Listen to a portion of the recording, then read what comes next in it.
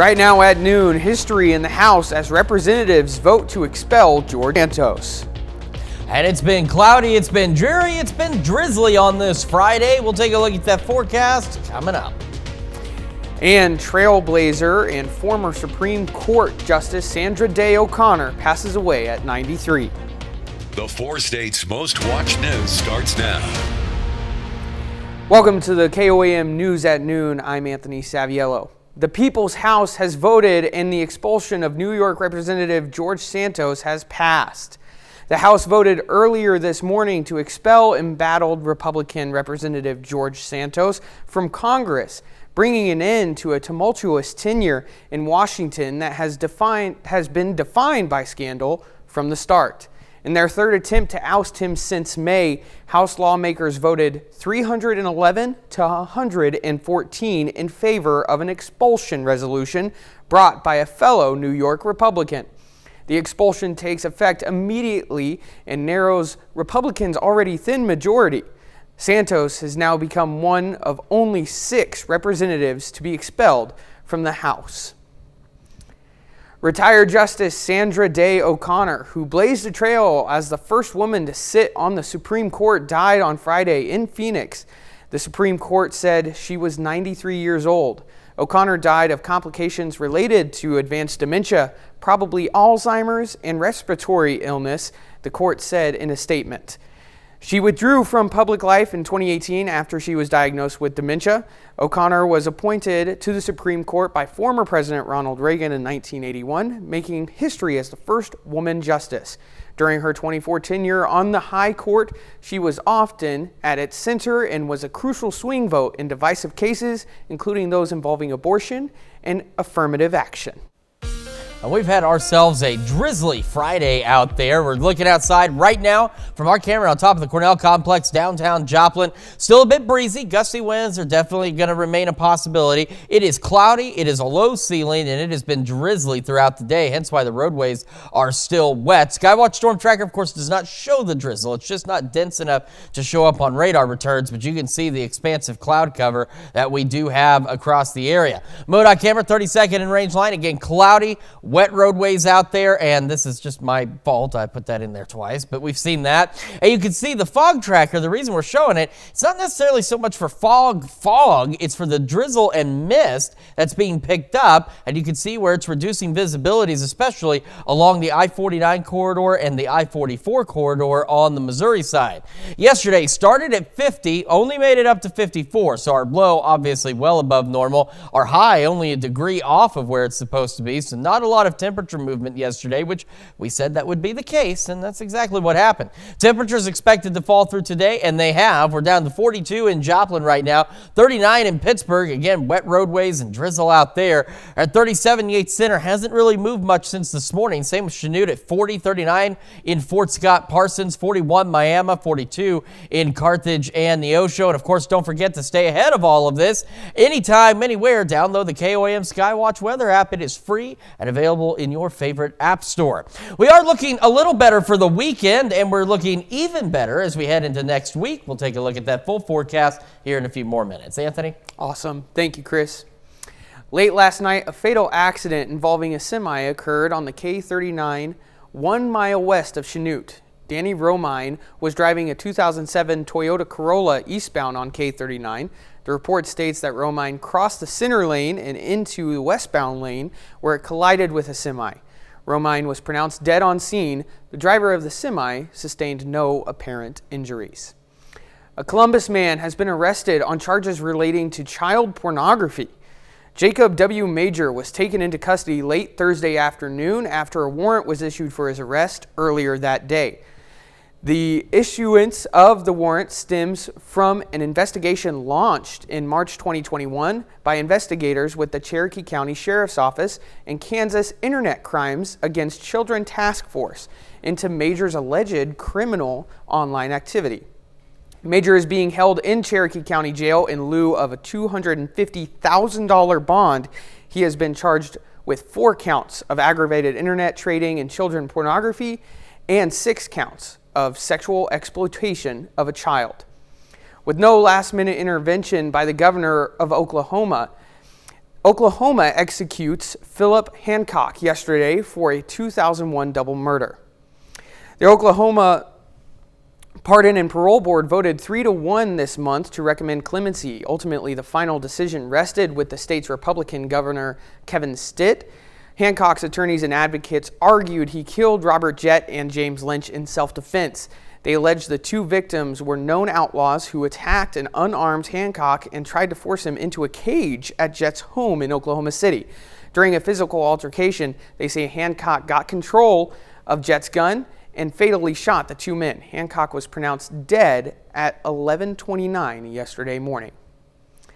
A company that had faced criticism for its waste disposal practices in Missouri will have to make some changes. The Denali company came under scrutiny in connection with its disposal of byproducts from food facilities. Some citizens claim the company overapplied wastewater at a property in McDonald County, creating a health hazard. After an investigation, the Department of Natural Resources says Denali must cease all land application in Missouri until the company gets authorization, and it must empty its storage bins. Violations could result in a $10,000 per day per violation fine. In a statement, Denali said many farmers and companies rely on Denali's fertilizer and says, quote, "Without the ability for Denali to operate, these Missouri companies will face extremely challenging and costly decisions. We believe this abrupt action by the Missouri DNR puts the state's food industry at risk." The company adds, quote, "Denali has a long track record of responsibly handling the residuals that result from the water treatment at food manufacturing facilities, recycling these residuals as valuable fertilizers, and protecting clean water in Missouri." That's a look at today's top stories and weather in our first 7 minutes. Up next on KOAM News at noon, hundreds of thousands of Palestinians are displaced as the ceasefire ends between Israel and Hamas. And later, we're making Italian crescent rolls in the Mr. Food Test Kitchen. Stay with us. Palestinians sheltered in schools in Khan Yunis a day before the truce struck between Israel and Hamas was set to expire. Drone footage shows hundreds of tents set up inside UNRWA schools in Khan Yunis. Video footage also showed children playing in the school's yard while women hang laundry on windows where Gazans are living.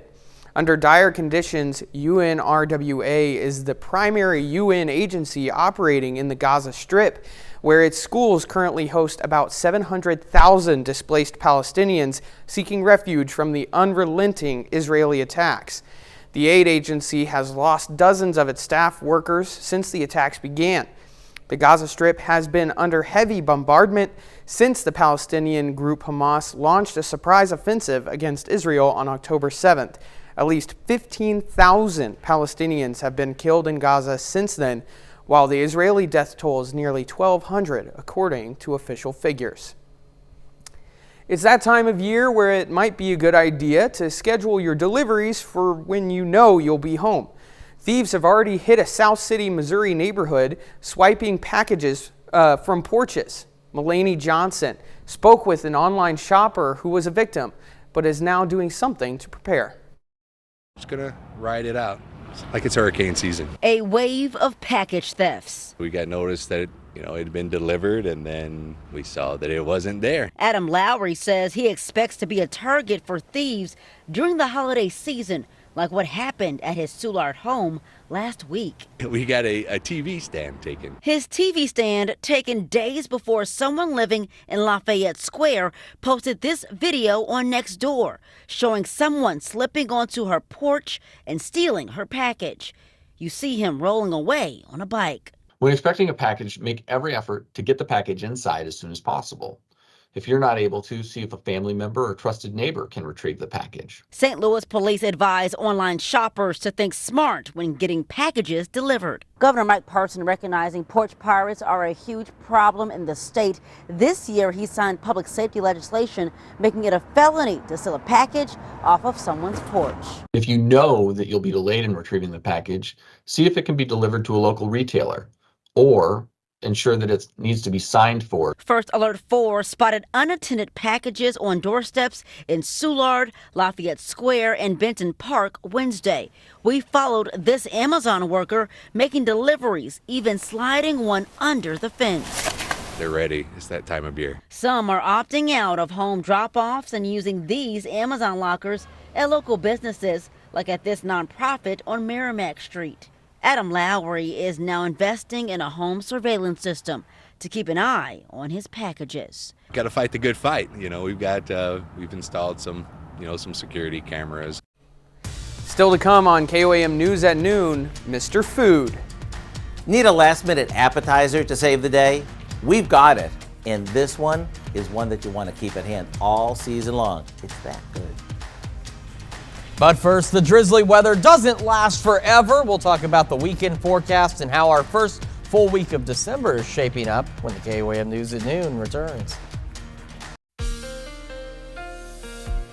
Welcome back to the KOAM News at Noon. So it's been drizzly on this Friday. Of course, as we mentioned, the Skywatch Storm Tracker, unfortunately, it just doesn't pick up on drizzle. It's not dense enough for the radar beams to actually send a signal back from that. It just goes right through it. However, as many of you at ground level are aware, it has been drizzly today, and we're also quite cloudy. Look at this cloud shield. It expands all the way back just to the west of Wichita, down toward Oklahoma City, up north into Iowa is a big mass of clouds out there, and it's going to stick with us for a while. We'll start to partially clear as we head into the evening, but not by much.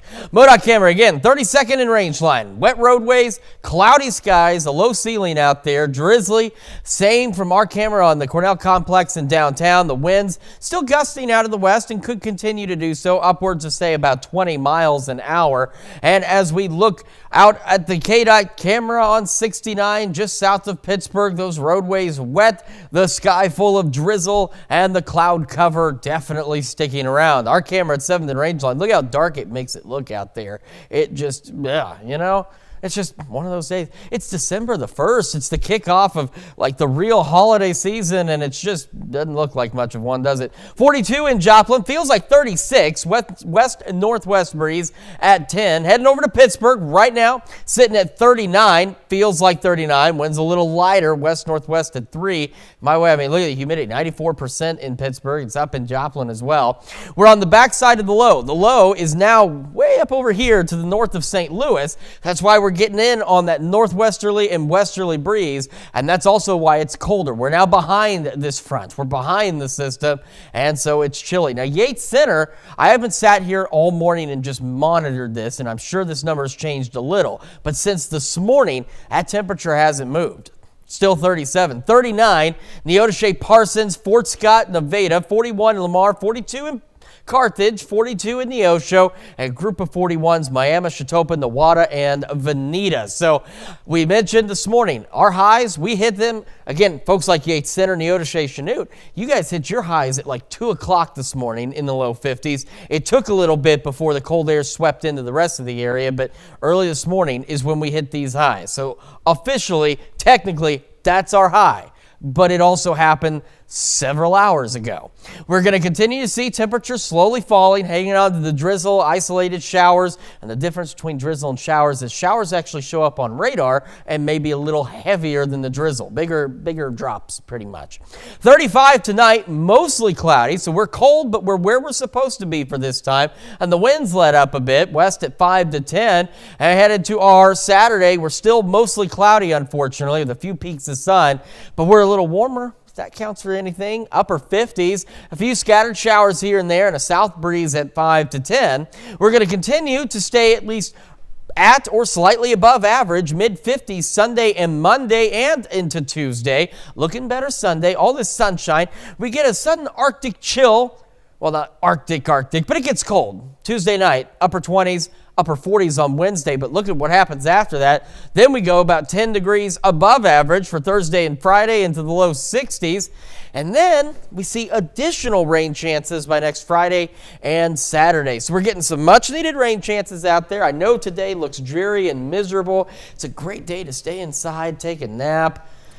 It's been read a great book. day with you, Chris. Oh, Anthony, it's been a lot of fun fun since this morning. With you, yeah. And we've had plenty of coffee too by now, right? Absolutely, I have. Yeah, and I'm gonna take a nap later. I don't blame you. Stick around. We're making Italian crescent roll-ups in the Mr. Food Test Kitchen. We'll be right back. Today we're making Italian crescent roll-ups in the Mr. Food Test Kitchen.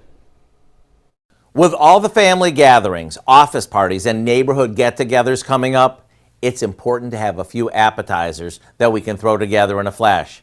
So here's one that's done, start to finish, in less than 20 minutes. Plus, everything you need is probably right in your fridge. We start by unrolling a can of refrigerated crescent roll dough. After separating them, we cut each one in half, like this. These get brushed with some oil that we drain from a jar of sun-dried tomatoes. As for the tomatoes, we chop them up and sprinkle them over the dough along with some slivered fresh basil and a bit of garlic powder. We roll them up and place them on a baking pan, seam side down. Then we top them with some grated Parmesan. Right before serving, into the oven they go for about 10 minutes. And before you know it, you've got yourself a crowd-pleasing appetizer. And talk about looking festive. With the red from the tomatoes and the green from the basil, you can't miss. Serve these along with your favorite cocktails and it's an instant party. The recipe for our Italian crescent roll-ups is online now.